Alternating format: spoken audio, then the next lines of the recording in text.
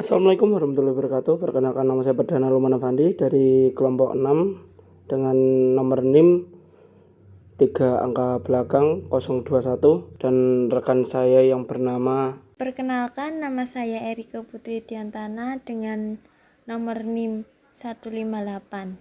Di sini saya akan mempresentasikan tentang sejarah bahasa Indonesia dan fungsi bahasa Indonesia sebagai pengembangan ilmu pengetahuan.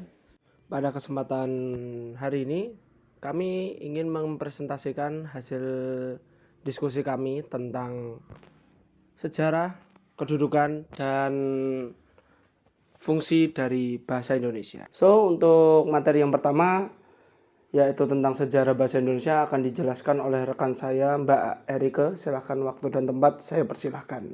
Sejarah bahasa Indonesia. Yang pertama, Melayu kuno. Bahasa Indonesia berasal dari bahasa Melayu yang digunakan sebagai bahasa perhubungan di Nusantara sejak abad ke-7. Bahasa Melayu juga digunakan sebagai bahasa perdagangan oleh para pedagang dari luar Nusantara. Bahasa Melayu menyebar ke pelosok Nusantara bersamaan dengan penyebaran agama Islam. Bahasa Indonesia ditetapkan sebagai bahasa negara pada 18 Agustus 1945, sehari setelah proklamasi kemerdekaan. Pengadopsian bahasa Indonesia sebagai bahasa nasional merupakan simbol perlawanan terhadap kolonialisme dan upaya untuk memerdekakan diri dari pengaruh penjajah. Yang kedua, dipakai di daerah lain. Bahasa Melayu digunakan sebagai bahasa kenegaraan Kerajaan Sriwijaya yang pernah menjadi kerajaan terbesar di Nusantara. Penggunaan bahasa Melayu kuno dibuktikan dengan ditemukannya prasasti peninggalan Kerajaan Sriwijaya seperti prasasti Kedukan Bukit, prasasti Talang Tuwo, prasasti Kota Kapur, dan prasasti Karangbrahi. Yang ketiga, penyebaran melalui Islam. Penyebaran Islam di Nusantara dilakukan dengan pendekatan damai, adaptif terhadap budaya lokal, serta toleransi terhadap keberagaman. Dengan cara tersebut, Islam berhasil meraih tempat yang kuat di hati masyarakat. Islam diperkirakan masuk ke Indonesia melalui jalur perdagangan sejak abad ke-7 hingga abad ke-11. Ya, itu tadi penjelasan sejarah dari bahasa Indonesia ya teman-teman, yang telah disampaikan oleh rekan saya yaitu Mbak Erika. So, dan selanjutnya akan saya lanjutkan di bagian kedudukan dari bahasa Indonesia itu sendiri. Untuk kedudukan bahasa Indonesia itu sendiri dibedakan menjadi dua, yaitu sebagai bahasa nasional dan sebagai bahasa negara.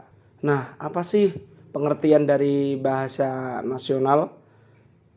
Untuk page pertama ini saya akan menjelaskan terlebih dahulu, yaitu tentang kedudukan bahasa Indonesia sebagai bahasa nasional.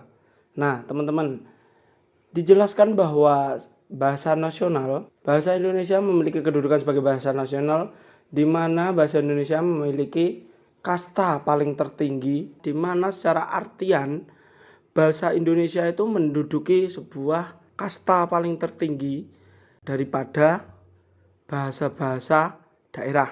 Bisa diartikan bahasa Indonesia itu memiliki fungsi sebagai jembatan penghubung komunikasi antar suku, budaya, dan ilmu pengetahuan, teman-teman.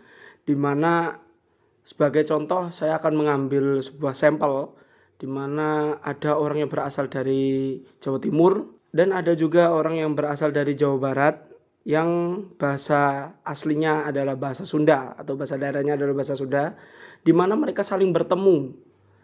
Dan secara artian mereka berdua ini belum paham bahasa satu sama lain.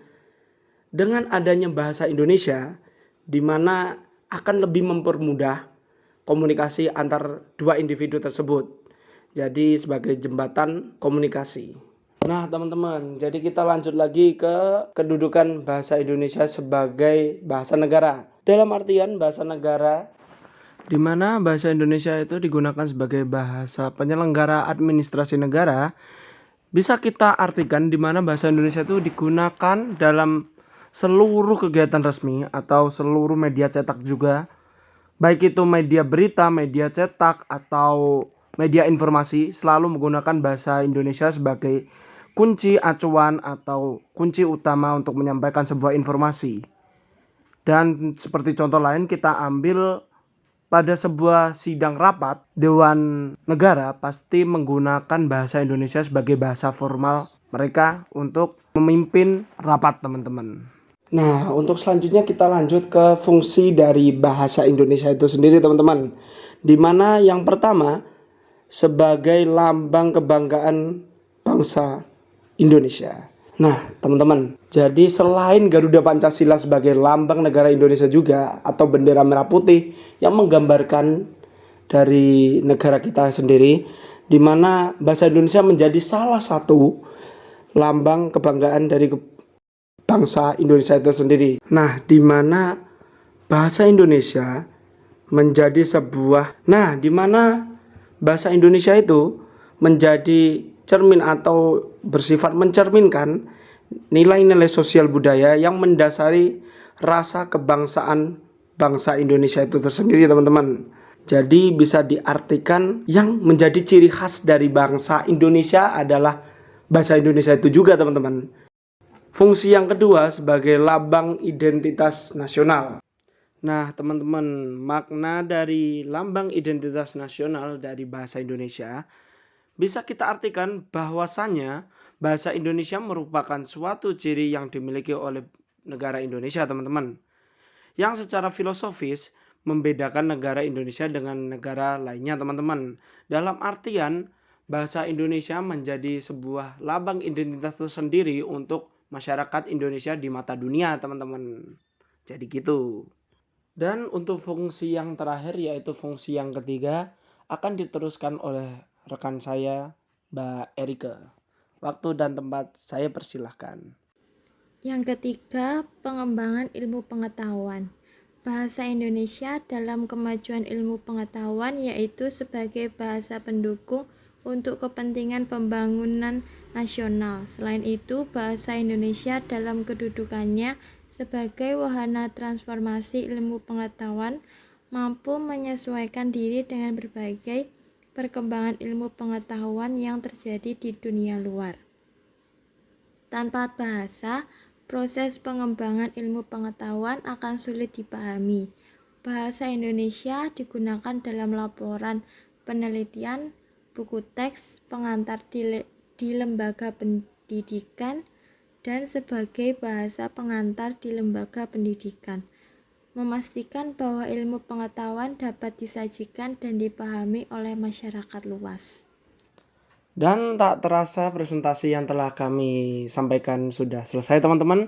Jadi untuk para anggota dari kelompok lain silahkan ingin bertanya, silahkan tinggalkan pertanyaan di kolom komentar. Insya Allah akan kami jawab. Dan terima kasih untuk perhatian teman-teman yang telah memperhatikan presentasi kami.